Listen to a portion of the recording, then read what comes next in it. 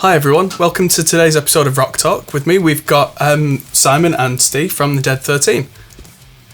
Usually we have more technical kind of guys on the show, but this time we're talking about the track that we've just recorded for the Celestion, Blackstar, Zilla, SE cab comparison shootouts, which should be already out by now, if not coming out already in between this video.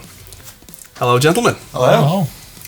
You may or may not know, the Dead XIII came into Hot Pole Studios to record their first EP, Creatures of the Night.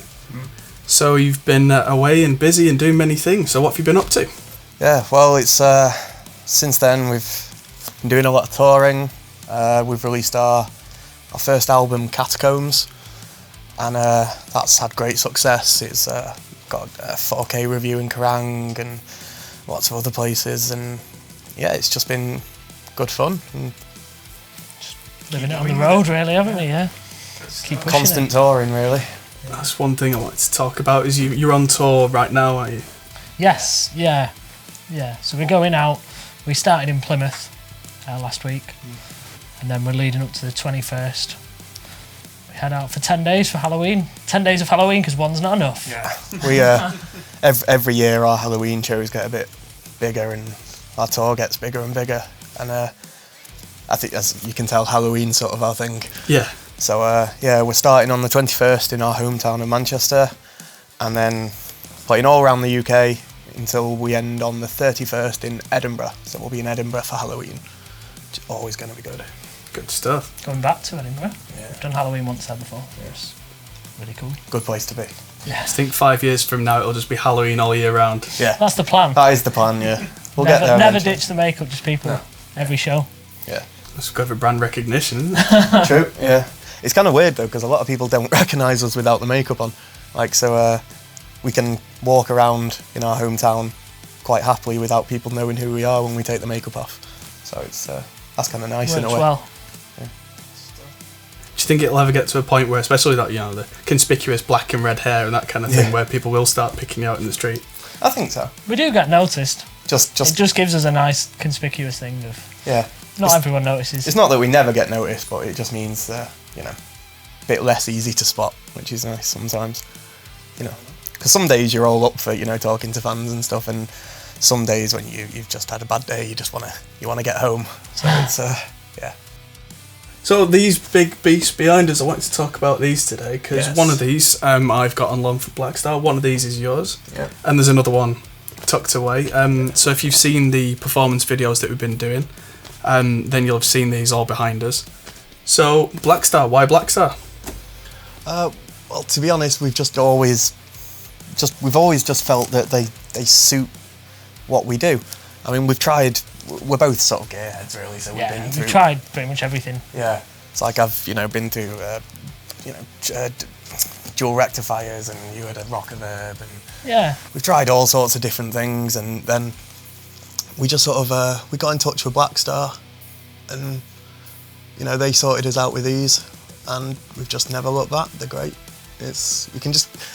One of the things I really like about it is well, firstly it's 4-channel, so you can have multiple tones set up, but mostly the ISF feature we're really enjoying, because I can you can turn it one way and get the really sort of American tones and the tight bottom end and stuff, or then you can turn it the other way and get the British sound, and it's quite versatile. I like it, but then because it's got the 6L6, it's still got that punch, and it's just everything about it works for us really. It's interesting, I've not used the ISF feature that much. I usually kind of stick it one way or the other. Yeah. So how's reliability been? Oh, For us, we've had no problems at all. And they get used in and out of vans, Very up and down the heavily. country. Yeah. We flight case them, but they get used.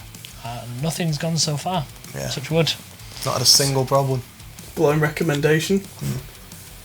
So that's the amp heads. The cabs, I'm guessing, using Blackstar cabs as well. The matching 4x12s, yeah. And moving on to the other part of the whole speaker shootout thing that we're doing, they come with Celestions preloaded, that's right. So you guys been using vintage 30s so far? We've used them pretty much exclusively Almost for the last exclusively, 2 or 3 years, between different cabs. And then we got the Blackstars with the vintage 30s. Yeah. It's kept that sound. Yeah. But that's where we've been... pretty standard for metal. But off camera, we've been chatting, because we've been showing these guys the results of some of the videos that haven't yet been edited. And it's surprising how different some of them are, isn't it? Yeah. Like that Zilla Fat Baby, the 112 in there's got the creamback M. And you really like that. Yeah, I really liked it. Yeah, they're really good. Yeah. It's pretty interesting. You just don't, I don't know, I've always taken it as stock and like, get the vintage 30s in, it'll sound good. Yeah. And I've never really given it more thought than that. But when you start looking at it and looking at what's available. Yeah, I think we're definitely, after today especially, we're definitely going to look at what the speaker loadouts in our cabs are in a bit more detail, because today has definitely shown that it, can really do wonders for your tone. I think we normally try and EQ it. Like, normally the thing is get a head, get a sound you like, and then if it doesn't work, get a pedal. Yeah. Tweak it. I didn't think the speakers had that much of an impact on it, but it does. It should be obvious though, because the speaker is what makes the sound. It literally produces the sound. So, but it's surprising how many guitarists, including ourselves, don't give it that enough attention, because we pay so much detail to the rest of our rig, and I think a lot of guitarists should pay more attention to the cabs and the speakers, and we're definitely going to.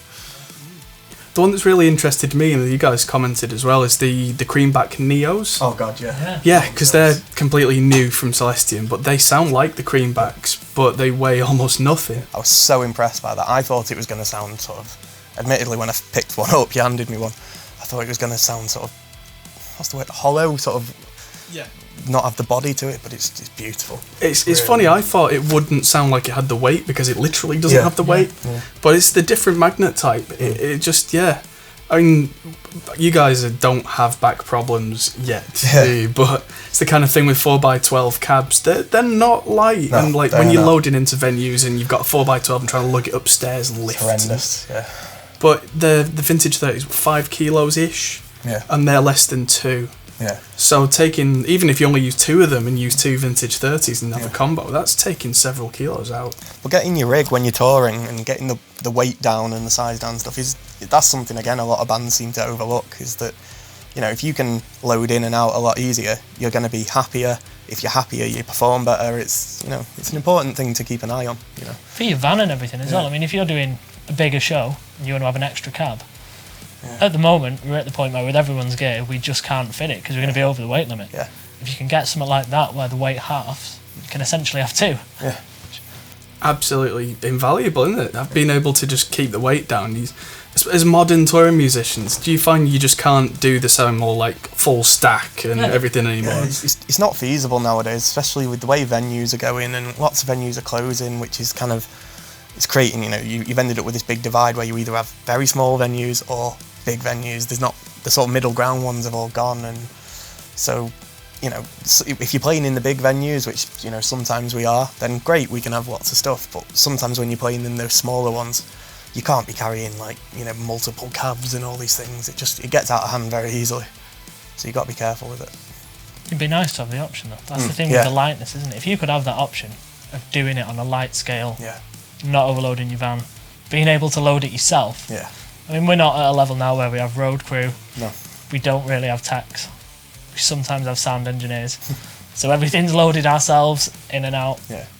It just, a stack would probably kill us. Like some tours we'll have a sound engineer, but then sometimes if we're doing like a smaller one we won't. So it's we've got to be mindful of our gear and stuff. But it's like I say, we're both gearheads, so we can kind of look after our own gear really. So. I suppose for every kilo saved on the cab, it's another one that you can put in the head, because they're not light, are they? No, they're not they light are very all. heavy, but it's worth it. They mean business. Oh god, yeah. I think for the recording that we did, the volume was on 2 on them, something like that, and that was absolutely more than enough.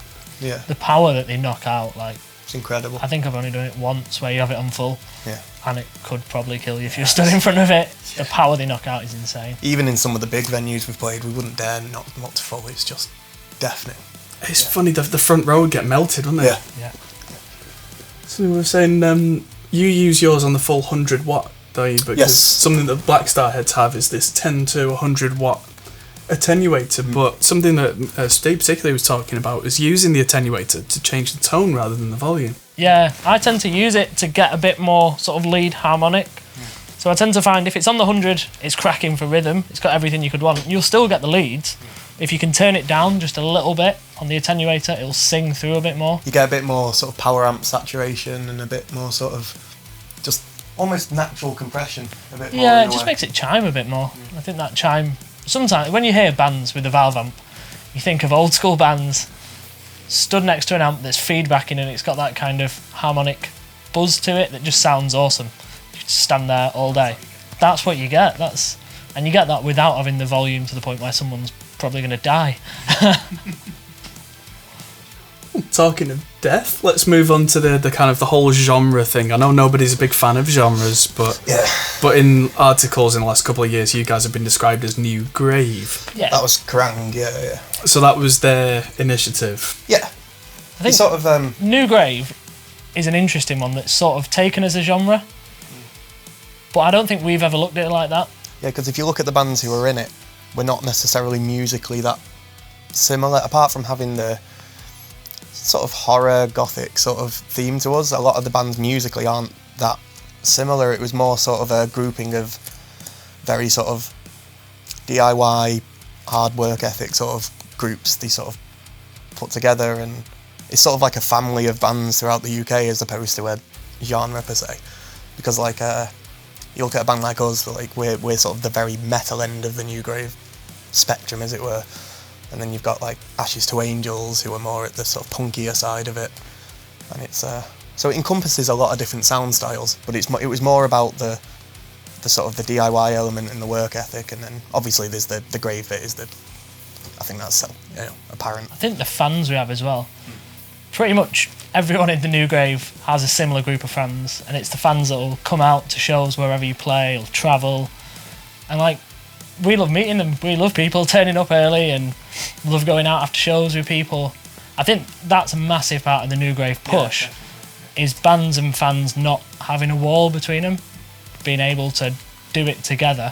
If we're doing it DIY, we need people behind us, and that's what that following's really given us. It's like we can work with people. When we first started this band, like one of the first things when we were just sat down at someone's house discussing what we wanted to do for this band, one of the biggest things we said was that we didn't like when we went to see these bands, and there was just they didn't come and spend any time with the fans and stuff. And I know once you get to a certain level, there has to be a certain degree of separation. Otherwise, you'd never get anything done. You'd just be swamped. But we whenever we can, we always try and spend as much time with the fans as we can, because that's when we were kids. That's what we would have wanted.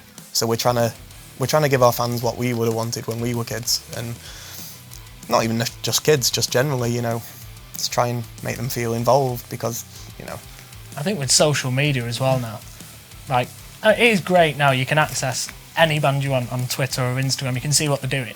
Nothing beats just but having like a person. physical interaction where you can actually talk to people can come over, see the music, experience kind of what it does for us. It does build on it a lot. I mean, it's good having, after a gig, we'll be on Facebook, we'll be on Instagram, you can always catch us. But at the gig, we like people to come over and have a chat to us.